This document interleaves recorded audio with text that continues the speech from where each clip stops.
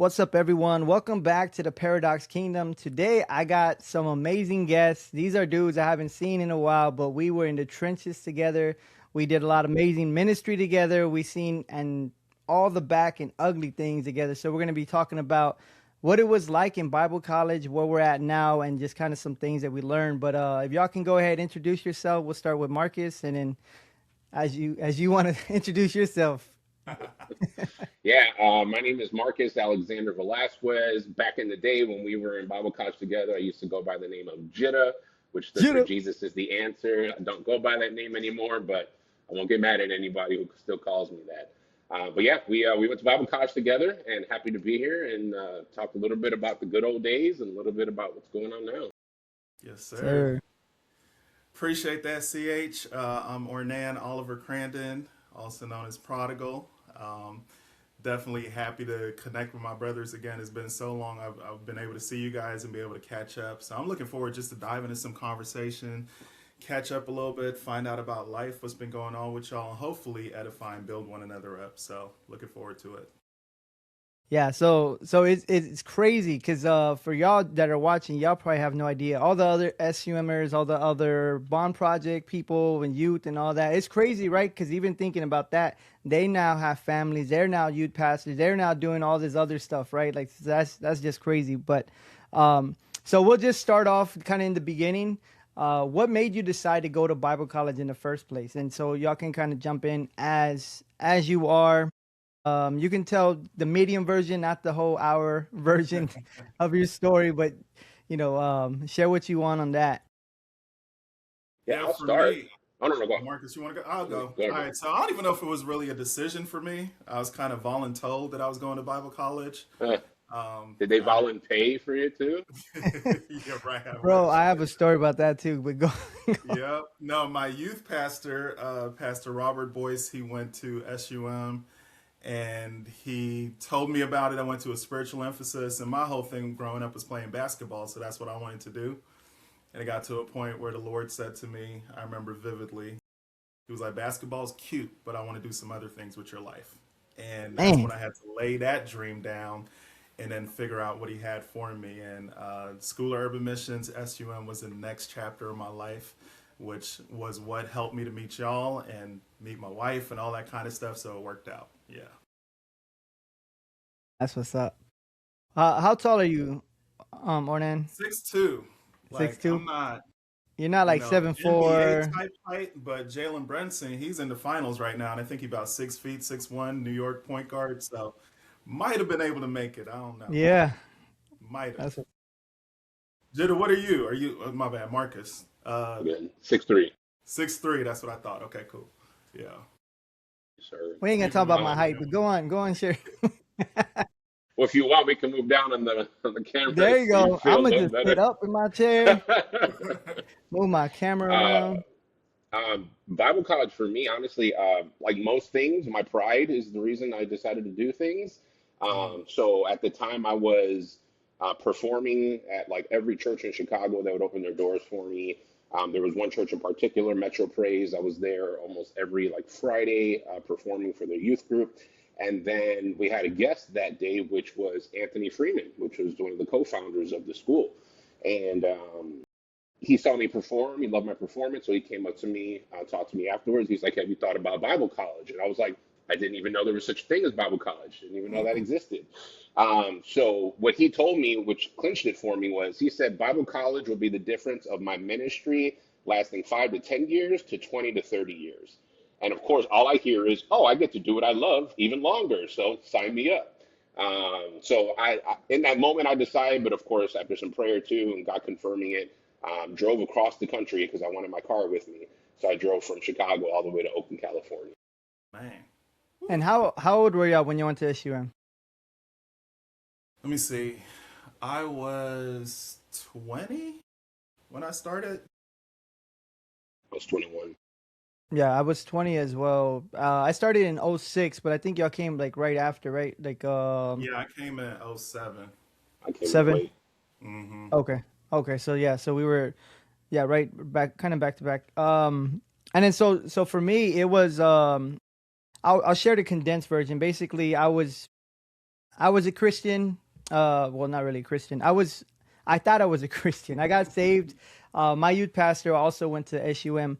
And I was going 1 foot into church and 1 foot out because I didn't really understand. I was raised Catholic. So I was like, well, I made my communion. Me and God are good. They said, come to the front. You want to receive Jesus. Say, the sinner's prayer. I did that. So I thought I was good. But for 2 years, I backslid. I was still smoking, drinking, but I would go to church on the youth group. And it was at that point of suicide where I was like, God, I chase money. I chase drugs. I chase rap. I chase girls. Now I'm going to chase you and see what happens. And that day happened to be Wednesday. I was 20 at the time. But I went back to youth group because that's all I knew. When I was there, I was meeting with one of the students that went to youth group with me. He actually moved with Pastor Juan, I think to Colorado. And he had came back for 2 weeks to visit his family. And he actually told me about SUM. And that day I rededicated my life. When he told me, he's like, SUM, it's going to be physically, spiritually, mentally. It's like a boot camp that will get you fit. And when he told me that, I was like, man, that's where I got to go. Like, I just felt in my heart, like, I need to go there. And so back to the story, what you were saying, Marcus, Pastor Juan, because I told him, I was like, how am I going to pay for this? He's like, man, you're going to get so many scholarships, don't have to worry about it. I'm still paying for that right now, right? Like, I'm still paying on my SUM bills, but I believed him, and I was like, all right, cool, God's going to pay it. What's that quote? God's, I forget what it is. It's something about God's plan. God's bill or something like Yeah, that. God's will, God's bill. I don't know who came up with that because I know. God, we be footing the bill a lot of times. Yeah. I don't remember what was happening. I don't know if there was like a fundraiser or multiple fundraisers, but I remember at one point I called SUM, send us money. For real, man. Oh man. So what did you expect your life and ministry to look like after graduation? Because this wasn't until after I graduated from seminary, and then I was a youth pastor in New York. The pastor told me, he's like, your bubble's about to pop. And I was like, dude, I know what real life is like after college because I've been through this. And he's like, no, this is going to be a different bubble. And it did. And things were different. But what were you expecting it to be versus what it really was like? Because I was like, man, we're going to take over the world. I got a degree. I got a bachelor's degree. I know some stuff. I know a little bit of Hebrew, know a little bit of Greek. I know some stuff after Bible college. We were on fire, and that didn't happen. Baruch atah. That's all I remember. Baruch atah Adonai Eloheinu. That's a good start. Yeah, but I'll let y'all jump in. Whoever wants to jump in on that one. I think for me, I agree. We were in that environment, a Bible college for 3+ years, that we kind of thought that environment would continue. So without getting too much into the weeds, I actually thought I was going to be on-staff pastor as soon as I graduated. Like I said, there's some details in there I'm not going to get into, but that ended up not happening. So I just became a regular person, found a regular job. I did apply for a senior pastor role shortly after graduating. Didn't get it, unfortunately. But yeah, man, it became interesting just having a secular job with this theology degree. There was even time, I won't get too deep into it, but there was a time where I walked away from God and literally claimed the title of atheist. And I had amazing conversations because I was an atheist with a Bible college degree. So at least that sparked interesting conversations. I'm grateful I got the degree, but literally to this day, I have not officially been able to use my degree for anything. Like I have an accredited bachelor's degree, so that We know you helps. do. But Yeah. I've never been an on-staff pastor. I never had an official like church position. So on paper, I've never used my experience. It Yeah, looks good on the wall, though, right? it does. Sounds good. It impresses Sounds good. people. Yeah, for real. Now, for me, Yeah. and Marcus, I would love to hear, whether it's on camera, off camera, it doesn't matter, but just like that whole atheism coming back to faith and all that kind of stuff, because I know there's so We many people that are dealing with we did a little bit. He can probably tell you a little bit more, but the podcast we did together, that's what he was talking about. So we Man. talked a little bit about it. So watch that, but then also, Right. yeah, obviously have that Right. conversation as well. I'm just trying to plug people. Go watch that. Mhm. Yeah, right. You know how the algorithm works. Yeah. So yeah, for me, like, so I got married the day after I graduated, right? So got graduated May 15th, Dang. 2010. Yeah, I think I did got the same thing. We were both dumb. No, I did. man. I I did a week know, right? later. You got the day after. I did at least week.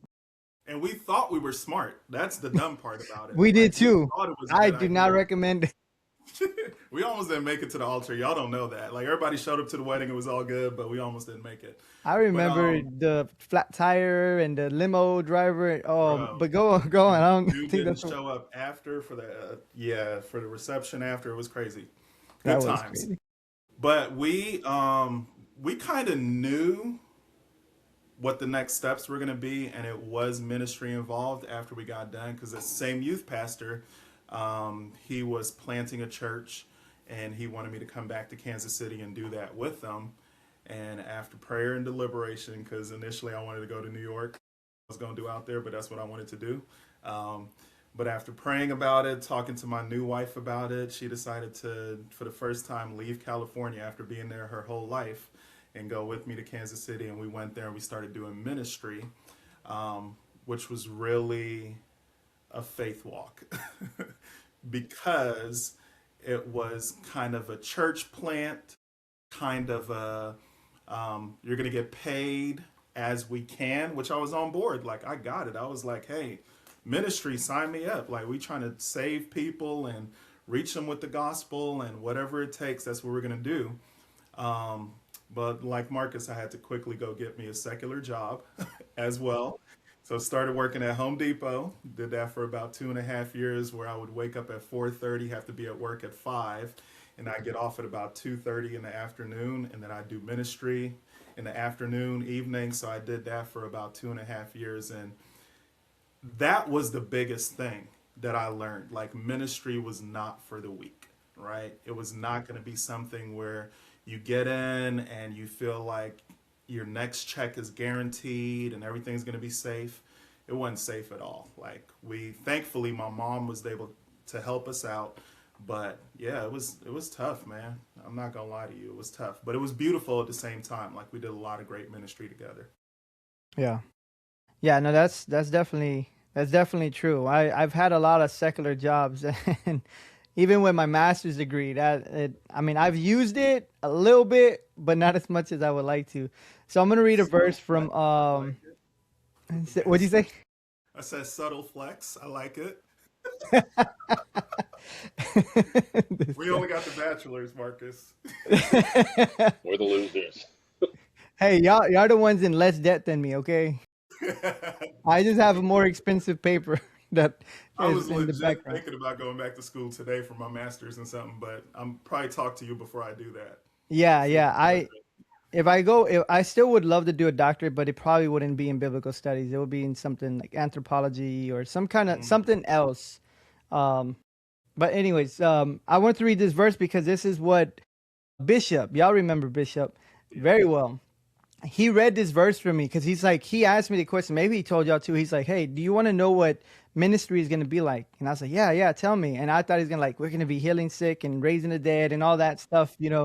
And then he reads this verse in I think it's in Second Corinthians, verse 23. It says, oh well, actually, I'll jump down to verse 23. It says, "Are they servants of Christ?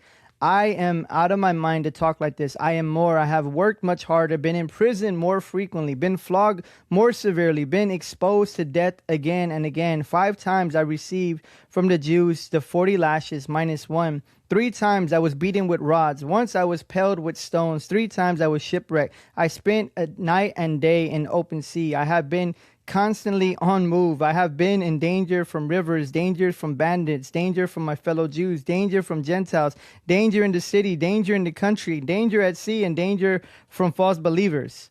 And I was like, that's not what I wanted to hear, Bishop. That's not what that's not what I signed up for. Um They don't and tell us that part. That's why I they love don't, it. yeah, I know. And I It's was so like, real. it's too late. Like it was already in my third year. Like we about to graduate. Like why didn't y'all tell us this before? But Got him. similar thing. So it happened a few times. after I graduated, we were working at Bond, and then we took a year off. Susie and I, we graduated a week later. We got married as well. I don't recommend that. Um, and then I started working as a valet at the airport. So again, I was like, dude, I'm working as a valet. I just got my bachelor's. This makes no sense, right? The cool thing was that I worked with four Muslims in a small little tiny room. So we were there all day. And at first I was like, I'm going to win them to Jesus and I'm going to do this. And then I actually found out that they actually had really good arguments. And they actually were prepared more than we are as Christians prepare Christians, right? It's funny because me and Jermaine were talking about it because he's been kind of digging into apologetics for Islam. And most of the time they actually preach, and that's what they teach about, is about Jesus not being God and all these arguments. And they even use our own commentators, and they use like a lot of stuff. And I'm like, man, these dudes are really prepared. But we had like conversations all the time. But I think what really switched for me there was just the idea of seeing them as people and not as projects, because I was like, I'm gonna win these Muslims instead of like, nah, hey, this is my homeboy and I want him to go to heaven, right? That switch. But as far as like things sucking, I think when I actually graduated with my master's, that's when everything just went crazy. And then, we started working in New York as youth pastors, and then it was just a bad situation there. And it was like, man, um, well, I won't share too much, but just being around Christians that are not really Christ-like, you know what I mean? And that whole situation, that whole scenario as well. And then we moved from there to Texas, back to Texas. We were in the Austin area. And even in that, because I started teaching for SUM as a adjunct professor, which I love. I was like, oh man, this is amazing. But that same day, me and Susie lost our regular jobs. Teaching was only like 2 classes, very, very minimum. So we went from making, decent money for both of us working to making like 1/5 of what we were making. And it's like, for like 5 months, like we don't have a lot of savings. We don't have a lot of money. Like, what are we doing? And I felt that God called us to, well, we both felt God called us to Austin to plant a church. And it's like, how am I going to plant this church when God, you're not even providing for me? And so that kind of led to other stuff because there was other things that happened in that time. And that was like the dark night of the soul, where it's like kind of even Marcus was kind of attributed like, God, are you there? Right? Like I'm praying, I'm fasting, I'm reading, but where are you at? I don't see you moving. The Bible says that you would not let us be, forsaken, or you would not leave us. We would not be begging for bread, but that's not what I'm feeling. That's not what I'm experiencing. My needs were taken care of, but still, it was just like, it was a really hard several years that happened. So, yeah. So I wish they would tell us this. So maybe we'll tell it with all the other Bible college students as they come in. Watch this video and hear what it's really looks like. Stephen, I actually have a So, question for you. I wasn't Yes, planning on this, sir. but you said something which I found very interesting because you're literally the only other person I've ever heard say this. How did you come to the conclusion? Because you just said a very specific phrase. I'll chime in how my life ties into that. But how did you come to that conclusion where you said that you were treating people like projects? Um, so actually, it was Susie who kind of pointed it out to me, because when I was in SUM, I got in contact with one of my cousins that was an atheist, and he was like well read, like he knew Bart Ehrman, he knew all the arguments and stuff. And then I was like, with my Bible college degree, I got this. Then I think he actually has a rocket science degree, and then he also has a background in Jewish studies and Hebrew. And so after I was in seminary, I was like, okay, well, I got some Hebrew too. I got 2 years of that. I got 2 years of Greek. I'm good. Um, and so just those conversations, but even before, Susie's like, you're just arguing with people. And I was like, no, but I'm winning them. And kind of, and she wouldn't like even hear the conversation, but she would see the way that I would become, right? Because again, battle rap background, logical thinker, linear thinker background, right? Like that idea. I think probably all three of us would have been great attorneys. Just that idea of like laying down the evidence, breaking it down. But then also, I wasn't praying for the guy, right? I wasn't praying for people And so through her, I was like, nah, she's tripping. Like I'm winning some souls. And well, I'll say this as well because I think this is a big thing. I think they're doing it different. They are doing it differently. My biggest thing is when we were in SUM doing Mardi Gras, it was amazing, right? Like we'll talk about that, some of the stories, but at the same time, we were making a lot of spiritual orphans.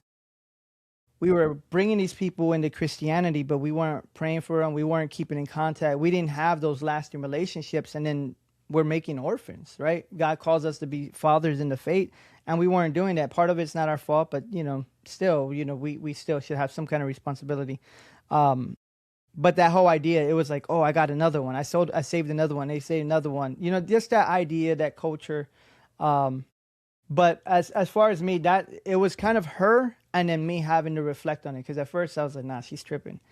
And then I started to think like, dang, am I really praying for him, or why am I praying for him? Um, I don't know if y'all were there during Mardi Gras when we saw that demon at Pastor John and Pastor Liz church. I was You were there. there, Ornan?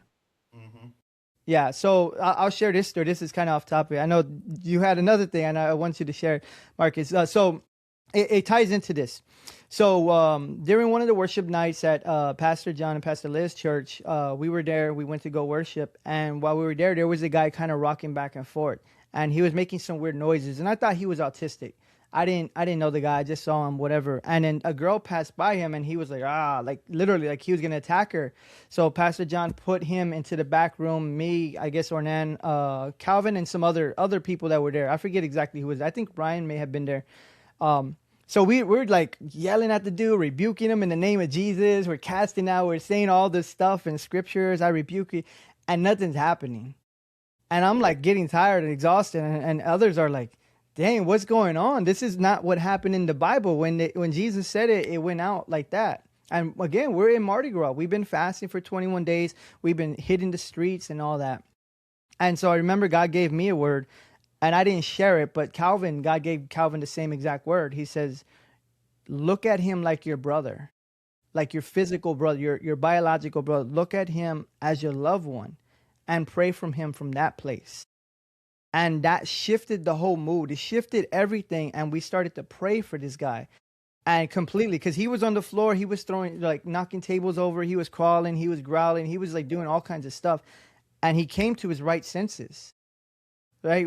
I didn't see nothing come out of him, but his whole, he was able to think, he was able to talk. I was having conversation with him about what he wanted to do as a career. He's like, man, I love cooking jambalaya and crawfish and all. We were having like a regular conversation. I literally thought he was autistic because he wasn't able to communicate and talk and you know, but that's because he was demon possessed.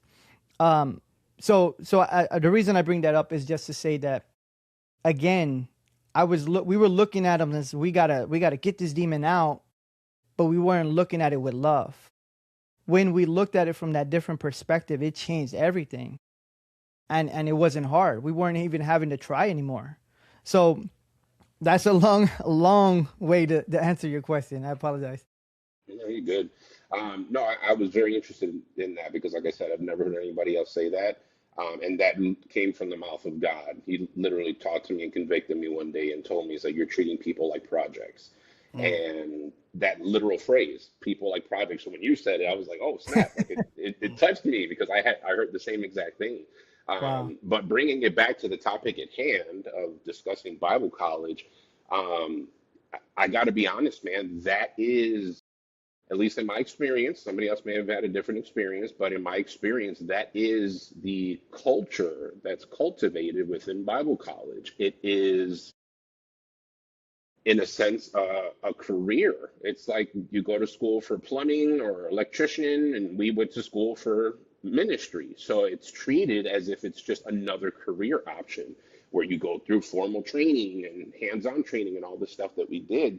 So it becomes this system that we've been introduced to where it's almost formulaic. XYZ, plan a church, here's, hit the streets, set up some speakers, here's a sinner's prayer, like small groups. Like it's this formula where it's just plug and play. And exactly like you said, you can do all that without your heart being involved. So, I remember things, from guest preachers that we've had in chapel. One thing I even quoted in my book because it just stuck with me forever. One of the pastors that came by said, "The best thing you can do with your life is full time ministry." And that always stuck with me because I actually fully, and we can talk about that another time, but I actually fully disagree with that. So things like that. What else was said? Oh, I remember, I think it was probably like a hermeneutics class or something where somebody said, like, the best preachers can turn every conversation into Jesus. Like every example we can use it, and, find a way to bring it to this end result. And it's manufactured, it's forced, it's treating people like a project to get to a desired outcome. That's not a real relationship. Relationships go where they go. Sometimes you have a relationship with a friend, you start on one topic and it leads somewhere else because that's just where the conversation went, as opposed to we're going to talk about this no matter what we do, we're going to bring it back to this conversation. And like if we're on the streets, like at Mardi Gras, that makes sense. That's exactly why we're there. We don't want to just have random conversations with people, but to keep that methodology in our everyday lives with coworkers, with people on the street and everything, like it's too formulaic, it's too robotic, it's heartless, and it just becomes too structured and too formal as opposed to it being something we do as opposed to being who we are. And I think that's Mm, the fundamental difference. mm, And yeah, dude, honestly, myself, I think you guys know I have a huge background in therapy now.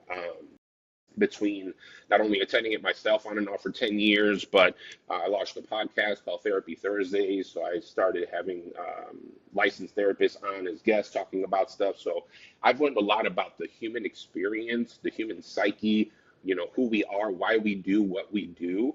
And to me, that's the perfect union. Jesus is always our example, and he was fully God and fully man, which means he focused on his spiritual walk, and he also was fully human. He allowed himself to feel. He cried. Jesus wept. He looked upon people. He looked at them as sheep, like they were helpless, with sheep without a shepherd, and he had compassion on them. Like he used his emotions. He felt. He was weak. He had to eat. So to me, that combination of Jesus and therapy, in my experience, has been phenomenal because people are people and you want to treat people like people. And I'm sure you guys know somebody can tell when you're disingenuous. They know when you have an agenda. They know when you're trying to get something somewhere, and it's not a relationship. It's manufactured, it's forced, and it's not genuine. And the Bible's clear. It says, "Let love be genuine." That was it. It was all that to say, like, for sure, I agree that people get treated like projects. But again, I really do think a significant portion of that is the culture of Bible college, at least in my experience. mm.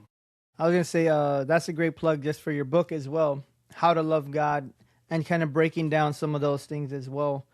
Um, and that what you were talking about kind of reminds me just the idea of when I try to do what we did, all that in Massachusetts, and it doesn't work because people are not relational and it's post Christian. I would open up the door for people and they would literally go to a whole nother door just to avoid me. It was wild, bro. It was really wild. And we would go to Harvard in the Harvard yard and same thing. People like, I would like, hey, we got free Bibles. I don't want to, like, they would just, they're called the frozen shows. Like, they don't want to hear it. You say hi to the cashier, they just look at you like you're crazy. Like, don't talk to me. So it had to be more relational. You had to really build relationship with people in order to have those conversations. They didn't want to hear nothing about Jesus. They wanted to see him. Ornan, you had anything to jump in before I go to the next question? No, I just love what y'all are talking about, man, because it's so real. Absolutely. It's so real.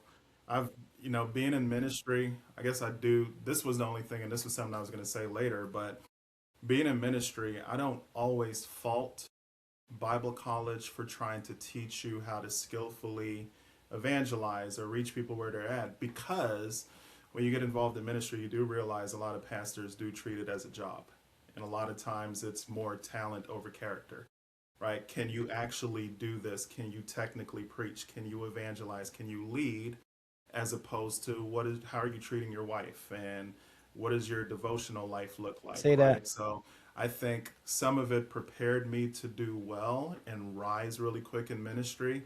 But coming out of Bible college, my issue was always my character. I'm like, man, I don't want to rise and fall because I feel like that's what I was prone to do.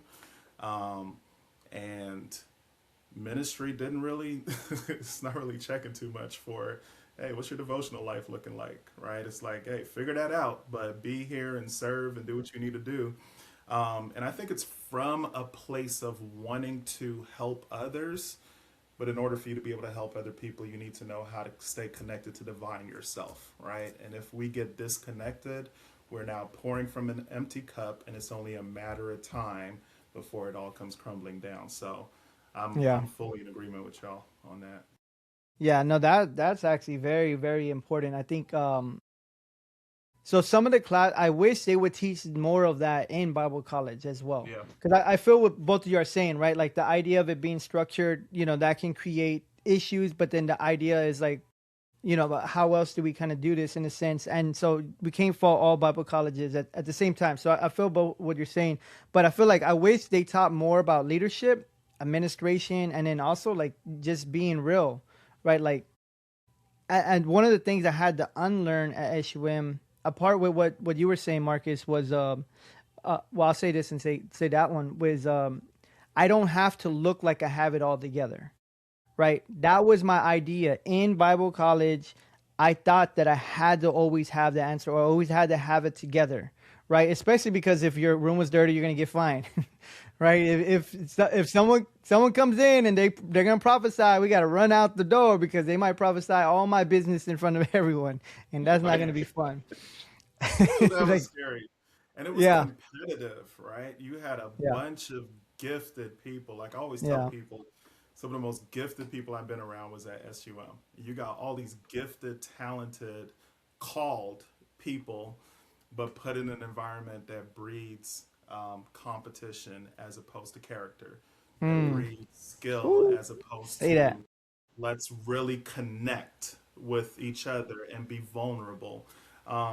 Which is why I think some of us we gravitated towards one another because I look at you two and I can remember distinctive times where both of y'all were just vulnerable and just open about sin or struggle.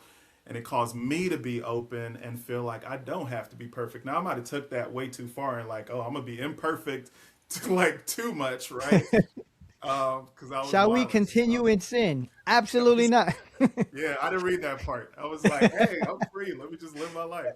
But yeah, I think some of the structural things that were set up, and to your point of leadership, Stephen, like I wish they would have taught us how to lead ourselves, not just people, right? Yeah, yeah, Because leading yourself is the first step to leading others, right? How do you actually manage and lead yourself well?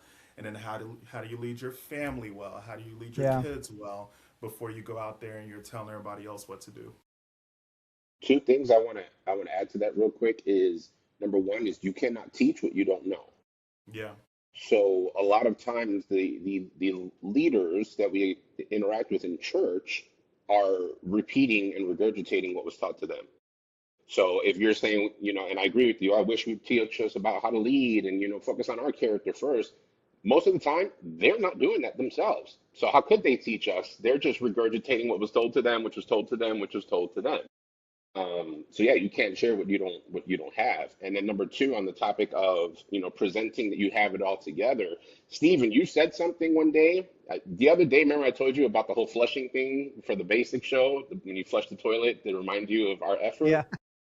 That was one of them. I'll never forget that. But something else you did, I'll never forget too. And this was when you spoke at a chapel in the morning, and or what was it called in the morning? Was it chapel or devotional in the Morning morning? I don't know. devotion. I forget what it Yeah. was called.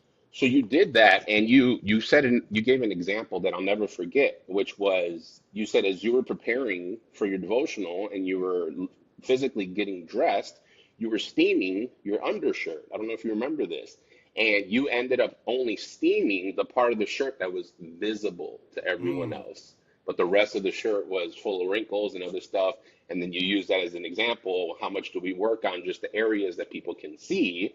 But Mm. behind the scenes, we look a hot mess. So to I'll be never forget appreciative. when you What is said that. that? Yeah. Anytime, dude, I kid you not, anytime I'm steaming a shirt, Steven, you pop in my head. It's back to your And that mind. happens. Yeah. That is so That's good. funny. I love that. I That might remember go on the top of idea my of the list. steaming the I would part, love but I don't that. remember what I said about it. So thank you for reminding me. Yeah, man. It stuck with me. I might have Mm. slept in that day. That was good. What was I gonna say? Another big thing. So even as I'm looking at, I don't know how much y'all keep up with it because I try not to keep up with all these big name pastors in general, just because I don't know how they're living, so I don't know what what's the character, right? I don't know if their character's there, and that's just been me. But person after person after person falls. A lot of times they check in with their advisory board and say, "Why didn't you say something?" Mm. Mm. Because they actually knew what was going on. Back to your point was they're keeping the numbers up, they're keeping the views up, they're keeping the pews and the chairs with people in it. So we don't want to let that guy go because they can preach well when they need to be sitting down. They need to be having those conversations, right? They shouldn't be up there. I remember one of the jobs I applied for in ministry, I didn't get it, and I asked the question. I was like, okay, that's fine. Can you tell me what I can do better? Was it my interview? What was it? And what did you base off the people you picked? And they said, well, because they had the talents that we wanted to fill. And I was like, but what about their character? Did you check their character integrity? They're like, we saw they had the talents, and that's what they base their decision on. And I was like, dang, I don't know if if I wanted to be there, because the leadership that is making the decision of who's going to be leading these students is focused on gifts and talents, and that's a red flag. That's not smart. Yes, like you said, right, we should have gifts and we should have talents, we should do everything in excellence, but that's always secondary. A lot of actually every class I teach at SUM, whenever I get the opportunity, I always tell students, desire the spiritual gifts, but not at the cost of the fruit of the spirit. We need both. We shouldn't just want the fruit of the spirit, because he does say, Paul says, to desire the gifts, but we have to have the fruit of the spirit as well. I don't care how good you can preach if you treat people like junk. It doesn't matter. It doesn't move me, which again is another reason why I don't follow a lot of people, just because I'm like, what are they doing behind closed doors type of thing. But all right, so that's a little bit off topic. What's the funniest or weirdest parts of Bible college culture? I'd say at times Bible college being more bridal college than Bible I college. knew it. I knew that was going to come up. What? That was such a thing. Boy, I tell you, and that bubble idea that you talked about is so real. Because everybody's next husband or wife was in there. And it was constant, right? It was like, I'm going to marry that person. I'm going to be with this person. And it was just, it was hilarious to see how many of those didn't happen, right? And the Yeah, ones that did happen. But yeah, that was always funny to me how everybody's spouse was going to come from there. yeah, yeah. And so even thinking back, I'm like, man, we were so young. We didn't know what what we were We didn't doing. have a clue, but we thought we did, right? Yes, we didn't know what Because of the marriage gifts and was. all We of the didn't know. stuff that you talked about. But yeah, You got any, Marcus? I'm trying to think, because there's a bunch. I'm still remembering about y'all playing football and making a hole in the wall. That was What? funny. Who did Oh, you didn't that? know about that? You remember that story, Oliver or Ornan? I My bad. do. I Who's do. Oliver? Who did that? So let me tell this story, and then he can fill in the parts. So, oh no, this is actually tell that story, because there's another story that goes with it, but this happened after that happened. But No, I I don't remember actually all the wasn't there details. because You I was probably working. remember more details about it than I do, so I think it'd be better if you told it. So I don't know exactly what happened. I just heard the story because I was at work. When I came home, I saw it and they told me. So the guys, like if you walk into the dorms, you turn right. There's like that little hallway. There was like a little. It was like a little hallway. It Little wasn't. It breezeway was. that you walk, there's a little Yeah. wall right there. Yeah. Yeah, I mean, it's been many years, but anyways, as soon as you walk in there, they were playing football, and somebody was blocking the way, so they were like in between the walkway, and so you had to push through them to get to the end to win. And I think it was Herbert. I think it might have been Herbert. Of Someone course it came was in. Herbert. Herbert pushed them straight into the wall. The whole body was in that wall. It was just like an outline of here. I came home. I looked at it. I was like, I'm going to my room. I don't, I was not here. I don't want nothing to do with none of this.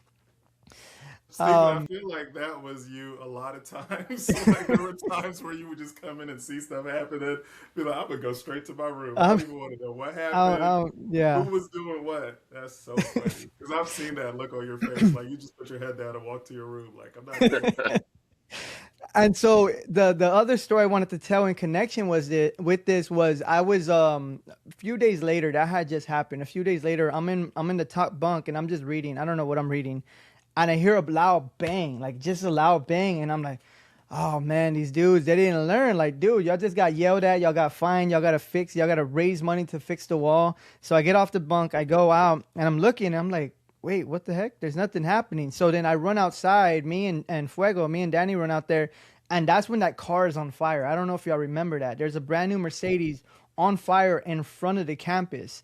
And we're like, what the heck is going on? So I call In the 911 parking lot or outside the gate? right outside the parking lot, like almost right there where the train tracks were. So right Wow. outside the parking lot on the train track. Literally, someone lit a car on fire like right there by the train tracks.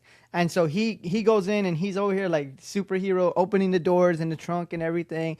And I didn't even think about that. I was like, let me call the cops. Say, hey, y'all need to, there's a car on fire. And he's over here, making sure there's no one in there. And the car is just on fire. We're like, what the heck just happened? And I don't know. It was just crazy. But yeah, those two stories are connected because I was ready to yell at somebody. I was trying to stay out of it. I was like, man, dude, stop playing. You already made a hole in the wall, but it wasn't. It was something else. wasn't that. It was something else. That's funny. Remember, Ornan, when we made a covenant with God that we should be dead. Do you remember No, we that? should what? We made a covenant with God. So me and you were super I do spiritual. remember that. Wasn't it summertime? Yes, it was Yeah. summertime. We made a covenant with God. I don't know if we did that first or Lecrae with that song "Lord Kill Me If I Don't Preach the Gospel." And so Yeah. basically, we made a covenant to God, and we said, God, if I don't do your will, I want you to kill me. Yeah. That's what My we said. God. And That we is were what so that is what we serious. said. Did I you think like we did it. sacrifice a pigeon to make it official? Right. I was We gonna say did I it think in we front did of people everything to make it short of official, but we sacrifice did an it. animal and light some candles. Like that's how And much we walk believe through the in it. half pieces. Yeah, it was. We Absolutely. were so No. zealous But without it the was wisdom. genuine. You know what I mean? To It your was point of genuine. us It was being genuine. just young and like on fire and wanting to do his will so bad, we were like, yep, this is what we need to do. And Stephen and I looked at each other and we were so serious. We're like, we're going to do this. We're going to hold each other accountable. And thank God for his grace. Let me just So Thank say this God for that. His isn't grace. a this isn't a funny story, but I have a story too, very similar to that. So it actually involves Calvin. Calvin was the man, dude. Calvin was incredible, even to this day. I actually had the honor of being in his wedding.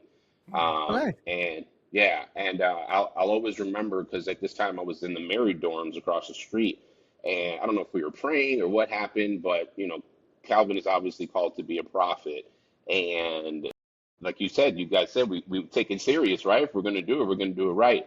So I literally got on my knees. We had a towel on the floor, and Calvin poured a bottle of olive oil on my head. Mm. The whole And bottle? like, oh, I think so. Yeah, he anointed Let it me run over, all with the over. whole thing. Yeah, I'll That never is forget that. definitely a Calvin thing to do. Yeah, yeah. We were Calvin is taking it extreme serious. for sure. He does not play. I Yeah, he remember was. when he would play But that's the thing. basketball He played too much at the same time.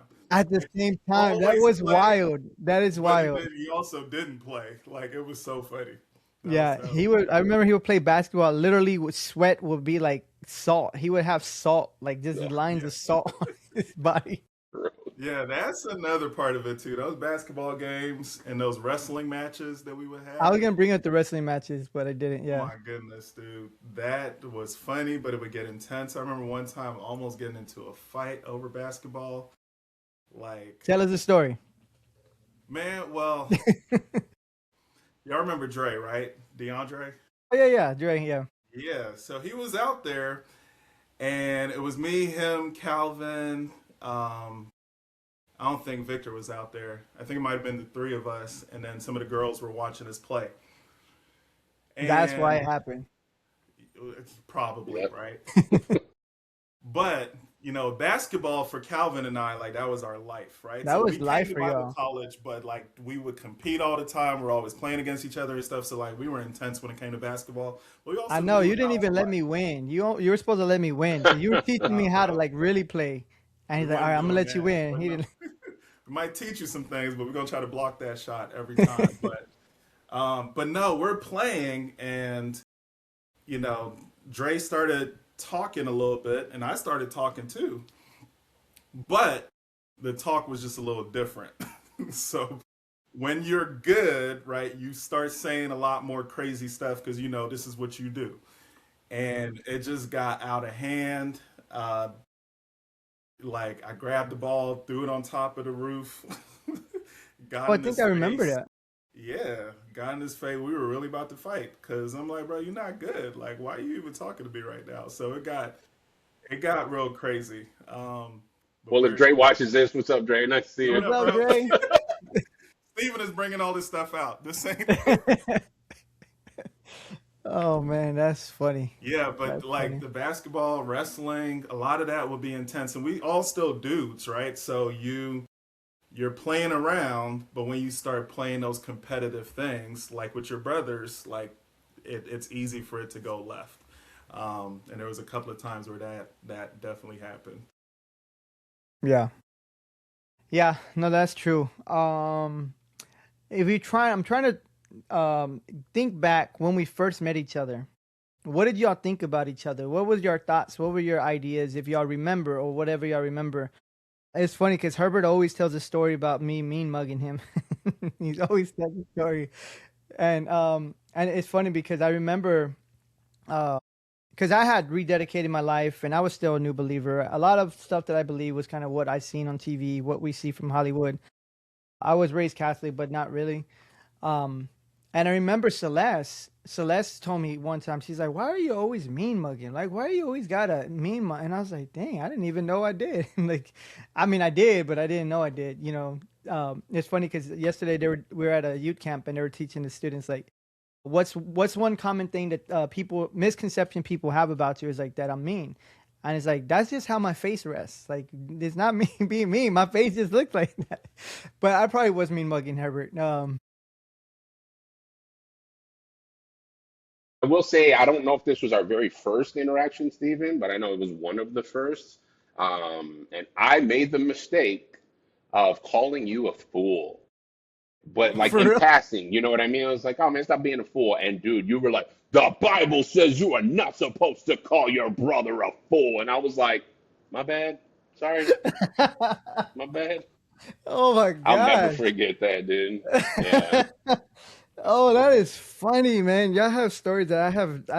It's weird because I remember a lot of stuff when I was a kid in middle school, high school, but then college, Bible college, there's some missing parts that when we talk about it, I'm like, dang. Some of it, I'm like, oh, I remember, and then even stuff like this, I'm like, that sounds like something I would say though, because I would tell Susie, you're not supposed to say the word fool, you're not supposed to say moron, because you're, what I forgot it now, but you're close to hellfire, is what it said. That's funny. Dang. Yeah. I So remember I Stephen, you met was out here Ornan. just What? you were out here scaring people. And I remember I met Ornan. I think on the BART because he was here for what was it, spiritual emphasis. You were Hmm. trying to see if you're gonna come. Him and his homeboy Black Sheep. I don't remember his name. Yeah, Andre. Um, Andre. Yeah. So him and Andre and what was your youth pastor's name again? Robert Boyce. Boys. That's right. Hmm. He was there, and so we were doing evangelism on the BART, and we just did all kinds of stuff. So I don't remember all the stuff that happened. I just remember me and Ornan kind of clicked. I was like, oh man, this dude seems cool. Like, yeah, I hope he comes here. Yeah, Um, his homeboy could spit too. I think this is before you started rapping, right? for sure. Yep, that's Yeah, when and we his were. homeboy Yeah. spit like he spit some bars on the BART too. I was like, okay, yeah, he's nice. He didn't end up coming, but I think me and Ornan we just had some conversations and it was cool. I remember the first time I met Marcus too. It was during I don't remember what it was, but you were performing, and I was like, "Oh, he's trying to take my spot." And then he starts doing it in Spanish. I'm like, "Dang it!" And he produced beats. I was like, "Dang." Honestly, that's what I felt. It was that pride rising in me because there wasn't many rappers. There was a few of us running around, but at that point, not many. And so I was like, dang, who's this guy? Who's he think he is? And then he starts doing Dímelo and all these other reggaeton. I was like, dang it.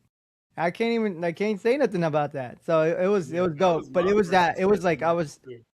yeah, I was like, oh man, he's dope, but also competition. Like, so yeah. I didn't think about the competitive side of it. I thought both of y'all was just cool. Like that was my first interaction. Like, and for me, like I was still just like one. I was like, yo, am I even like all the way saved to be here? Like that Mhm. was my thing. And so I'm there trying to be a little bit of a sponge and like try to get to know these guys and see, what they were about and all that kind of stuff. So that was my thing, man. I was just trying to like be cool with everybody, see what everybody was about, and try to find my place there. Did I tell you, this is the Bible cover, but this is not the actual Bible. Let me see. Can y'all see it? Mhm. Uh huh. A big old Bible. This was my Bible in SUM, but the Bible that I took to I SUM, I remember actually that stole cover. it from a friend. Bruh. I stole their Bible because I was like, I thought you had to have a Bible to go to Bible college, and my friend, she let me borrow her Bible. She's like, oh, you could check it out. It was apologetics Bible. I was like, this is really cool. And I moved from Houston to Cali, and I took her Bible with her without telling her. So I jacked her Bible. I ended up giving it back on Thanksgiving break, but I did steal her Bible. Um, but I remember I was so zealous. I would walk around with this on during the streets, just kind of doing my thing. And I haven't shared this story, but me and Susie were dating. It was probably second or third year. I don't remember. No, we were dating because we weren't engaged yet. And I had my Bible with me, and we were had an argument. We were doing a car wash. We had an argument. It was like on 64th Street, and I was like, man, whatever. I was like, just leave, whatever. I'll walk home. She's like, all right, you want to walk home? I was like, yeah, just leave, go. And she made me walk home from 64th Street all the way down to 104th. So Damn. I was like, dang, she really did it. But I had my Bible and I was preaching for like 45 minutes all the way from there all the way there, just street preaching. I don't know who was looking at me. I'm just this crazy weirdo just yelling in public, whatever. I was just reading verses and just preaching. I was like, I'm gonna street preach because now I'm walking home and this sucks. I'm not Bro, gonna color back. that reminds me of the random times that I don't know if you were with me on any of these times, but at the movie theater or like at an In-N-Out burger, we would just get up and start preaching. Like I Mm, remember like feeling the Holy Spirit telling me like you need to get up and say something.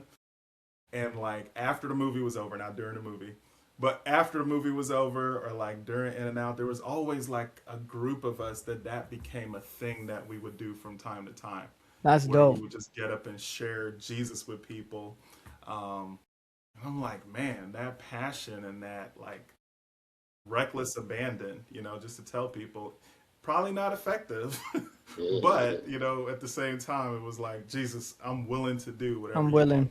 including making a Yeah. covenant with Stephen. Yeah. You were testing out that pact you made to see if he was gonna kill you for not preaching. Right. I should have let Ornan do it by himself, and then he didn't die. Then I was like, all right, bet I'm in. But I wasn't that smart.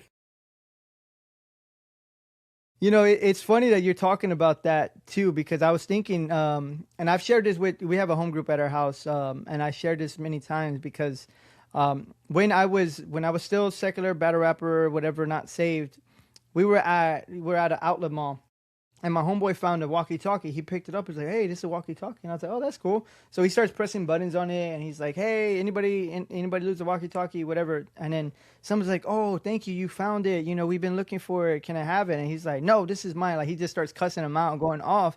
And I'm like, and the guy's like, "Okay, you can have it. God bless you." And that little thing, he didn't fight back. He didn't cuss back. Mm, He just said, "It's okay. You can have it. God bless you." That stuck with me to today, right? Those little things, those yeah. crazy random street preaching thing, those are seeds, right? Like obviously for us, we're like, yeah, someone has to hear it, but they really are seeds. Yeah. They really are moments that stuck with us. And that was, I mean, I don't even know how old I was. I was probably like 16, Mm, and I still remember it vivid.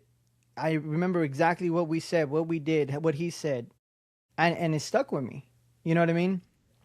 Um, so you know, it was zeal, it was passion, it was a little bit of everything, but at the same time, like maybe when we get to heaven, we'll hear those stories, right? Right. Where we said certain things, we did certain things, and then it's like, dang. Or even things like right now, right? We're hearing stories of each other, and I'm like, dang, I don't even remember I did that. Or I don't, there's many things of how y'all have impacted and y'all shared stories and testimonies, and we all build each other up, and like, dang, I see what he's doing. I love that, right? I see what he's doing. I hear how he's giving this word, and I love that. They they they have lasting effects for sure. Yeah. I did want to share this story of Ornan. I don't remember everything that happened. I just remember it was during Bond Project, and Ornan preached, and one of my students was touched by the message. You probably remember the story. So basically, long story short, my student asked me after altar call, and he's like, "Hey, do you know why I came here today?" And I was like, "For the pizza?" And he's like, "Nah." I was like, "For the games?" Like, I thought he was just saying, why did I come? He wanted to play video games or whatever. He loved basketball too. He's like, "I came here because last week this guy pushed me. So my brother told me not to fight him because I'm gonna get kicked out. But instead, I brought a knife today, and I was gonna stab him. I thought I was gonna pull out a pocket knife. Dude brings out a big, big knife, gelled knife with the plastic tape on the handle. Like seriously, like it's a drill shank. And he's like, I was gonna stab the dude. And he's like, I want to give you this knife because of what Ornan said. It touched my life, and I don't want to do that anymore. I want to forgive him." Right? Like just crazy. And it's like, dude, what the heck? You know what I mean? Like that he would be in jail. Yeah. He probably would be doing life. He was probably in middle school, I think he was. And then even for you, Mark, is just even, and we'll talk about this when we talk about basic, but just the way your creativity, your ability to put on a whole tour. I'm like, I can all I know how to do is record and write music. He's over here calling churches, and he's doing videos and trainings and outlines, and I was like, what the heck? When did you when did you learn how to do? Who did this? We didn't have Chat GPT back then. But it was amazing just seeing that, because you're like, no, it wasn't, there was no, in a sense there wasn't a no, right? For me, I like, hey, you want to hire me? You want, no, then I'll give up, be done. That wasn't my thing. But you were like, nah, we're gonna keep calling churches after churches after churches. We're gonna get somebody to say yes. We're gonna do it. We're gonna do a tour. Yeah. We're gonna go out, and we're because for the love of God, for the love of souls. And so that was both remarkable things I want to share about both of y'all. There's plenty. There's so many more things as well, but those are the first things that came to mind about y'all. So I definitely appreciate y'all. I definitely we can make this a podcast. This is so good. Like there's so many things that we're talking about that churches don't talk about, pastors don't talk about, other podcasts don't talk about. You know what I mean? But I did want to be conscious of your time, and if y'all want to keep going, I'm down. And if y'all have other questions before we do end, we can do that as well. I just want to share. I want to brag on my brothers because y'all are amazing. I think we should for sure do at least another part two, for sure. Yeah. Yeah, yeah. I'm down. That'd be dope. And Yeah. Go ahead. do one thing I do want to say though is the church is needed, right? So I am a believer in the church. I'm a believer, not buildings, but the people, right? So the pastors who step out there and they actually take up that mantle and that call to go and shepherd people and preach the gospel every week. Um, so for me personally, like anything I'm saying is out of respect and love for building the church and how can we as family do it better. I think that's all of our Yeah, hearts, right? yeah, None of this is criticism to the point of like we're looking down on anything like that, but it's just like family business, right? How can we do this better from the inside looking out? How can we do this better? Like what is the world seeing? How are they going to view the way we're acting and what we're doing?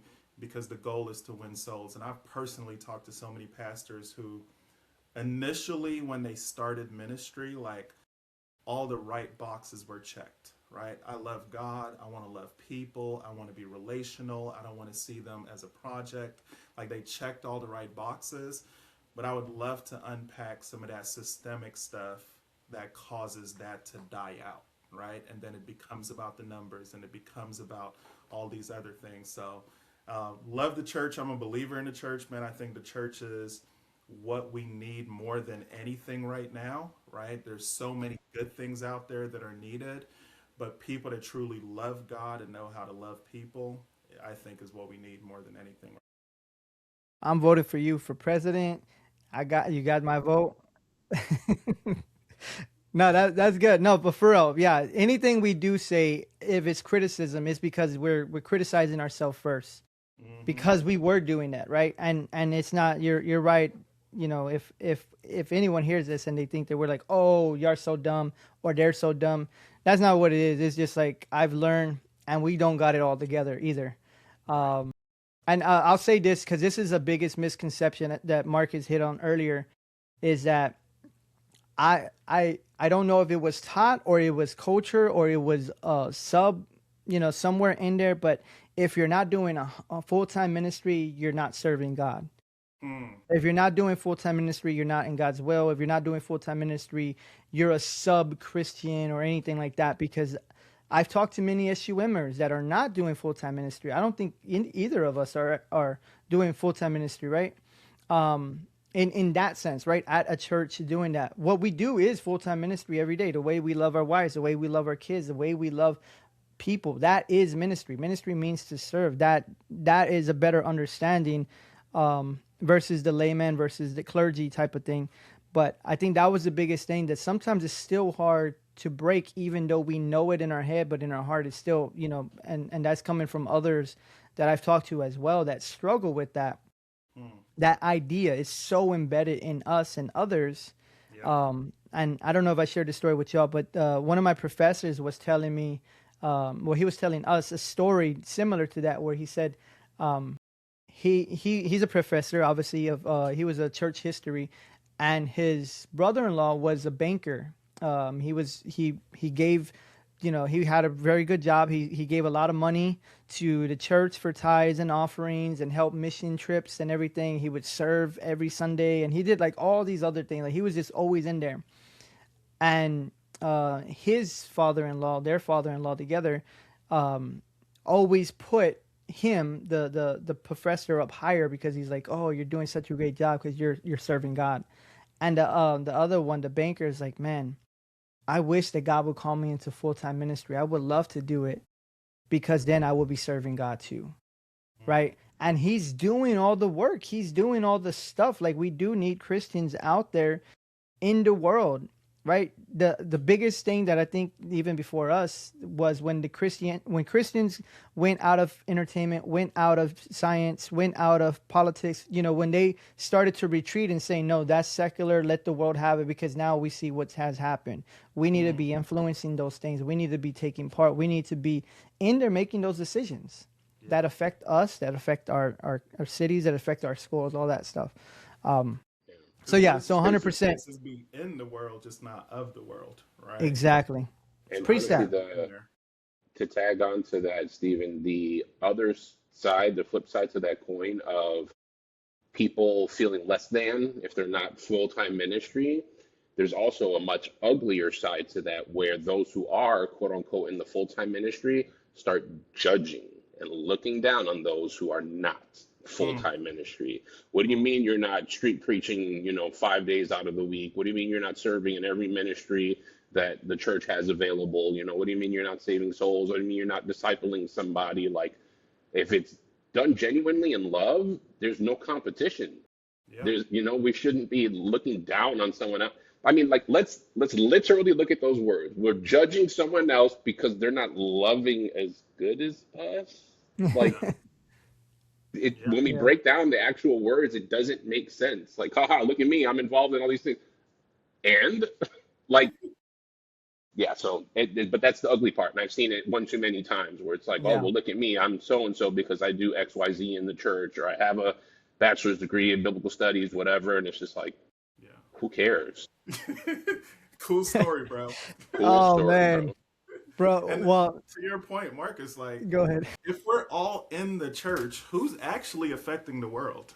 Mm. Ooh, Like, preach who's that. actually like, okay, if all believers are just using all their gifts in the church and we're all scratching each other's back and good job, brother, and I'm blessed and highly favored and all this stuff is happening all the time, like, who's actually on Capitol Hill? Who's actually Mm, in the world in the coffee shops and doing like, and that's, Stephen, some of the questions you have, man, like that's one of the greatest things I realized that we can, get into on the next one or whatever. But man, our work is worship. You know what I'm saying? Like what we are doing, if we do that well in the way we treat other people, in the way we're showing up and doing our work excellently, and that's worship. It's not just, and I forgot who said it. I think it might have been one of our professors that said it, and it's always stuck with me.